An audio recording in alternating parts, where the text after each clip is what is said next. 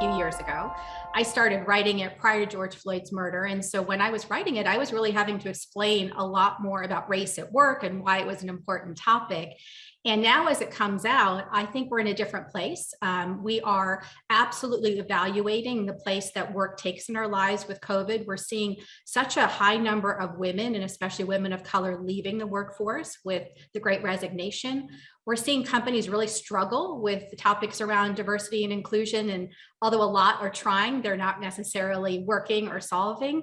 And I also think we're finally having conversations about race at work and how it is a different experience for women of color. And so I think all of those reasons make it a perfect time to have this kind of book or this kind of discussion, and in a way that I thought I'd have to be describing and really defining things. I'm not finding that I have to. I think we're in a moment where we're realizing that work isn't working for anybody, especially for women, and especially for women of color. This book is an attempt to really describe what it's like to walk in our shoes and why it's difficult, and why there's extra layers to it.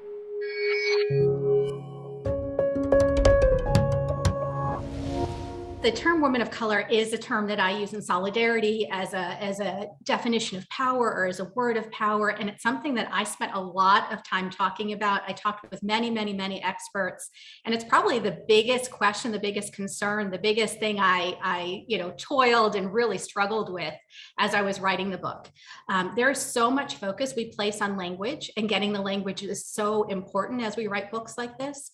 And so for me, women of color became something that I ended up speaking with a lot of people about. Is it a term I can use as an Indian woman? Is it okay for me to use? Who should be writing a book like this?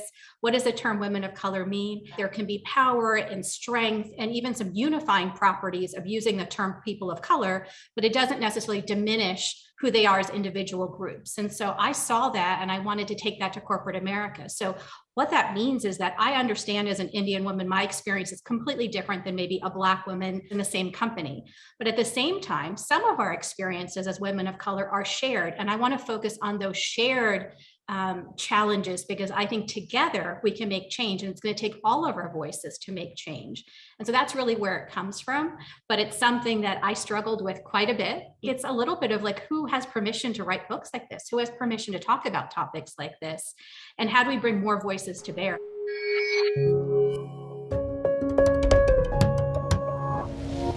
I think the idea that corporate America is a meritocracy is a setup. So it sets us up all to think that if you come into the system and work really hard and try really hard and do all the right things, perfect, conform, produce in all the right ways, you'll get ahead.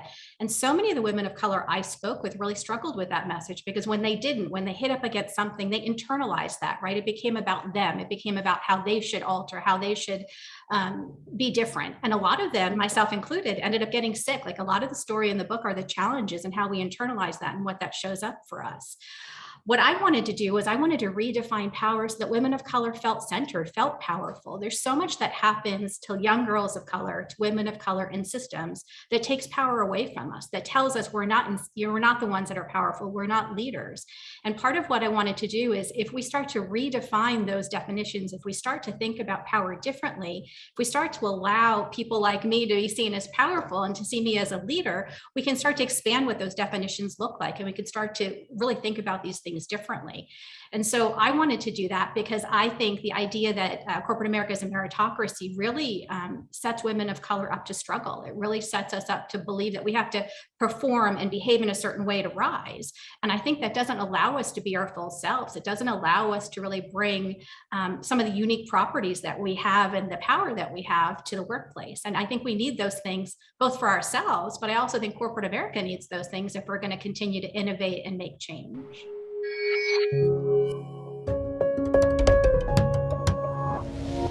I wanted to write a book that was for women of color. And I wanted to do that because I didn't have that book when I was rising, right? When I started in my career, and I continually looked around for leaders that looked like myself, and I didn't find that. So part of what I really wanted to do was make sure I wrote something that spoke to the next generation so that they could see themselves. So that was really important to me.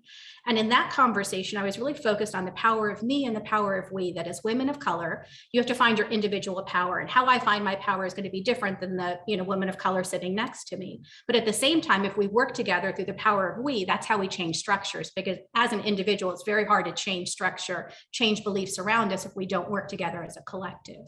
So that's really what the book is about for women of color. But what I'm realizing, what I'm finding is I keep talking about women of color, so many allies and what I call co-conspirators are showing up, and they're saying, we want to make change.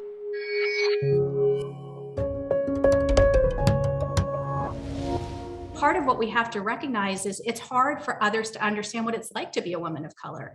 And so this book describes, I'm a little bit biased, but in a really thorough sort of way, what it's like to navigate corporate America as a woman of color. It's 10 chapters on that. And I think that gives leaders, white leaders, white men sitting in seats of power, a view into what our experience is like. I start the book with this story about Walter, and Walter was one of my, best friends and someone who made partner at another firm around the same time I did. And on a day that we were celebrating, he said to me, well, you're a twofer. You are a woman and you're a person of color. Everything is going to be, golden for you. You're on all the tracks. You don't have anything to worry about. Without understanding, again, as one of my best friends, what that did to me, what that did to my psyche, what that did to my confidence. And so I wrote this book, although for women of color, I think it's for people like Walter, who might be well-intentioned, but don't really understand what their words, what their actions, what they're doing does to us and how it feels for us. And so I think it's a great framework to understand and to make change and to really be more conscious about how the words and the actions you take have impact on women of color and their advancement.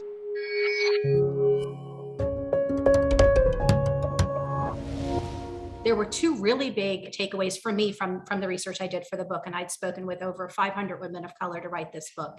One was that so many of them were physically ill, right? That the challenges of navigating a structure had physical toll on them, and I talk a lot about that. There's a whole chapter around that.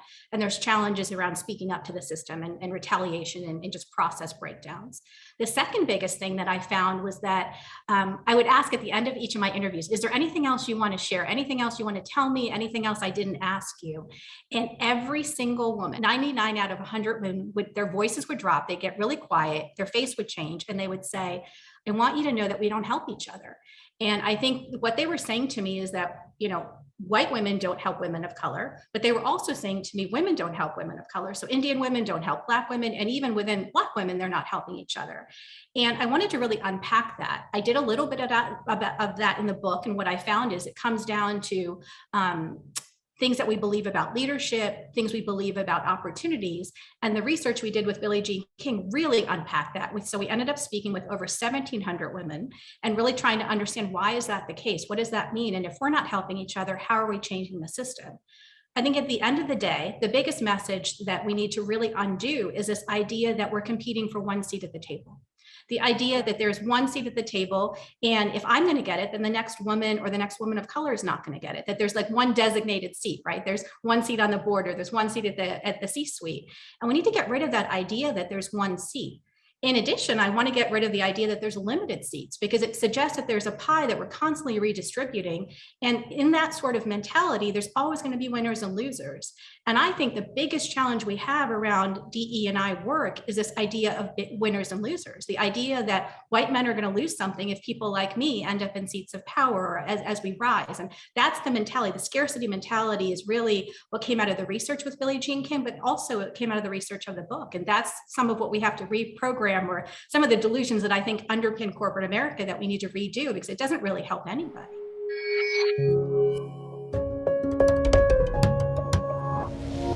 I do think the numbers are getting better. There is more focus on, women of color advancing, hiring women of color than ever before.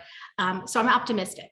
At the same time, I would tell you, and this is not the story that gets told often, how many women of color will end up in a new position, whether it's on a board or in a C-suite, and within 3 months, 90 days, they're calling me off the record and saying, I'm not happy here either, or I'm not set up for success, or all the things I was promised as a chief inclusion officer are not really here, right? They're not set up to really make the change that they were hired in to do, or that they were promised they were going to be given. So for me, real change is understanding the system challenges, really starting to address intrinsically what's broken, and having different conversations about what leadership looks like, how we progress, how we work, and even maybe how we actually, the space that work takes up in our lives. I think specifically around women of color, it's not just on the number that get to the seat. I think it's really on how long they stay and the impact that they have. One of the biggest lessons from the book is also so many women of color I spoke with, and I spoke with more senior women than I did rising women. I didn't see many books out there that talked about the trailblazers, right? The first, the few, the only, how they got to the seat. The challenge for a lot of those women is once they got to the seat, they weren't able to be in their full voice. So they would do all of these things, sacrifice all these things, thinking once they got to the seat, they would be able to do it their own way, and they weren't able to.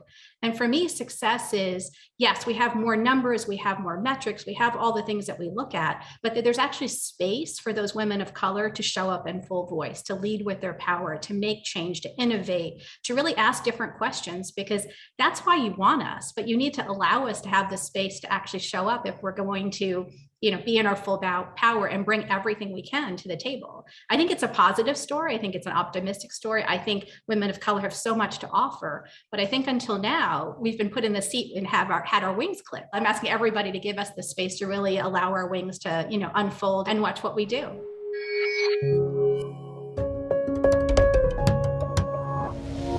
Your first question to me was around meritocracy, and the story that we're talking about is Renee Meyer. So she's the chief inclusion officer at Netflix, so a good friend. And when I asked her, what's the challenge for women of color, we ended up talking about airplanes and airplane design. And we talked about how when airplanes were originally designed, they weren't designed for women. So I'm 5'1.5", so I'm little, right? And so when I have to go into an airplane and put my suitcase above my head, it's a real challenge. I start worrying about that 20 minutes before I get on the plane. I get to that location where I have to hoist it, and I'm looking around to see if anyone watching, because there's a good chance I'm going to hoist it and it's going to fall back. It's a whole process. And part of what her and I talked about was the plane itself was not designed with moms in mind, was not designed with women in mind, was not designed with people who are vertically challenged in mind, because it wouldn't be that difficult. And part of what we talked about was, why would you design something within the first 5 minutes of getting on the plane? It makes you feel so uncomfortable. You don't translate airplane luggage to belonging, but it is a sense of belonging. I feel very unwelcome in the first 5 minutes I get on a plane, because I got to do that process that I know was not designed for me. In the same sort of way, my message is that corporate America wasn't created by women of color. It wasn't necessarily made for women of color. We weren't in the seats doing it. And in fact, I think sometimes we're tolerated, not even supported, when we're actually there today. And so that's part of the message, is that if you're not there in the design process, there's going to be inherent flaws around belonging, around inclusion, around how it shows up for us. And we need to talk about that and then make space for us to redo it, and redo it in ways that not only will make it better for me, but will make it better for all of us.